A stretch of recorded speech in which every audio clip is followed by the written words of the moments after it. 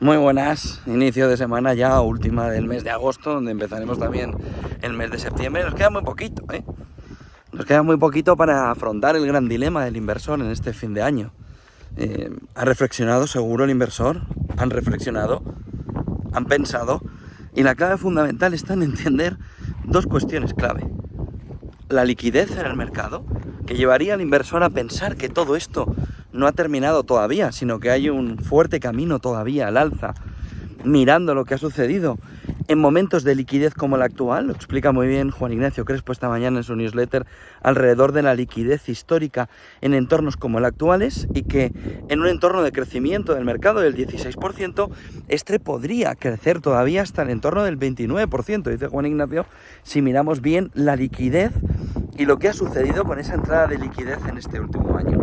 De tal manera que, ojo a lo que el inversor empieza a escuchar en un modelo Ulises, ¿no?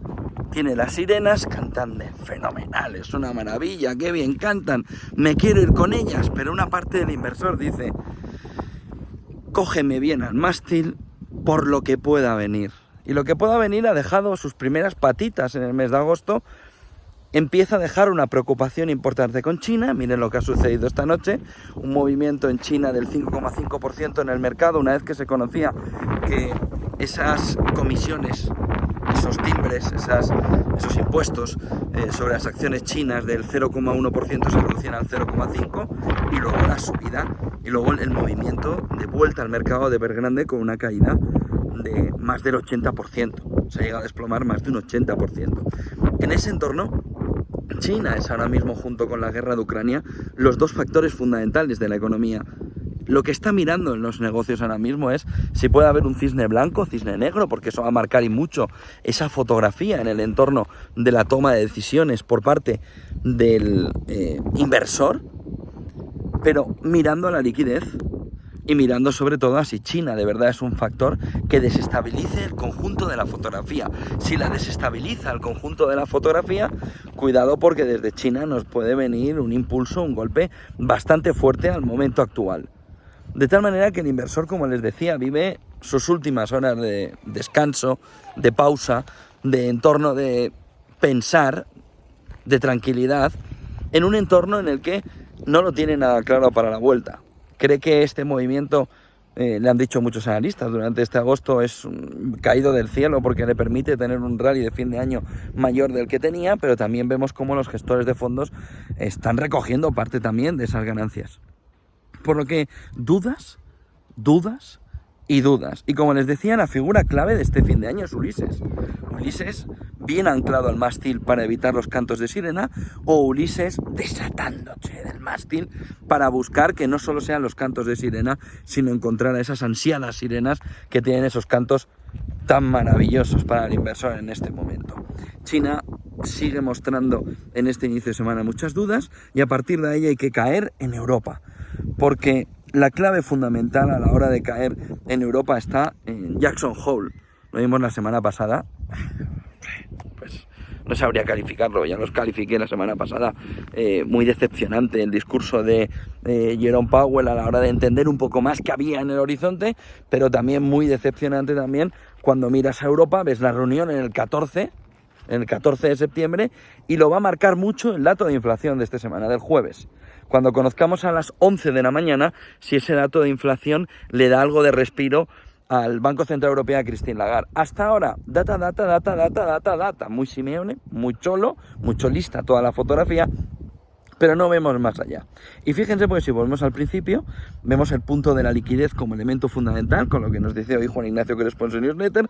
Vemos la fotografía que muchos analistas nos van diciendo de la liquidez al hilo de lo que está diciendo, o parecido a lo que está diciendo Juan Ignacio Crespo, y a partir de ahí, ¿cuál es la clave fundamental? Si vemos China, si vemos guerra de Ucrania en un entorno ya muy parado, aunque hoy se ve un poquito de avance por parte de la contraofensiva ucraniana, vemos lo que ha sucedido con Prigozhin en la última semana, y vemos que el cuadro de la fotografía, ¿no?, alrededor de una mesa de negociación no es nada sencillo, que sería ese cisne blanco que terminaría por desatascar gran parte de los problemas inflacionarios.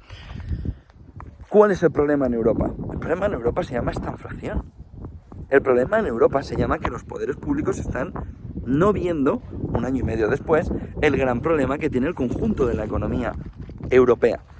Y es un entorno de un crecimiento completamente estancado o negativo. Miren lo que está sucediendo en Holanda, miren lo que está sucediendo en Alemania, miren el declive del conjunto de la economía europea, caminándose ese declive al entorno del 0%, con una inflación que ni la subida de tipos de interés actual está consiguiendo romper. ¿Por qué? Ahorro embalsado. Vale, ya, pero el ahorro embalsado se va a ir. ¿Y qué nos puede quedar? La inflación. ¿Y por qué nos puede quedar la inflación? Sobre todo por un movimiento demográfico. El problema de natalidad, el problema demográfico, alineado además con una inteligencia artificial que da todavía más aire a toda esa fotografía europea de problema de natalidad que viene alineado con ese problema demográfico que tampoco se termina por avanzar con él, con una solución que permita a Europa seguir creciendo y no darle paso a los BRICS. Porque ese es el otro elemento clave que ya apuntó además este fin de semana Josep Borrell. Y es hasta qué punto ahora mismo Europa puede seguir peleando contra los BRICS en un entorno como el actual.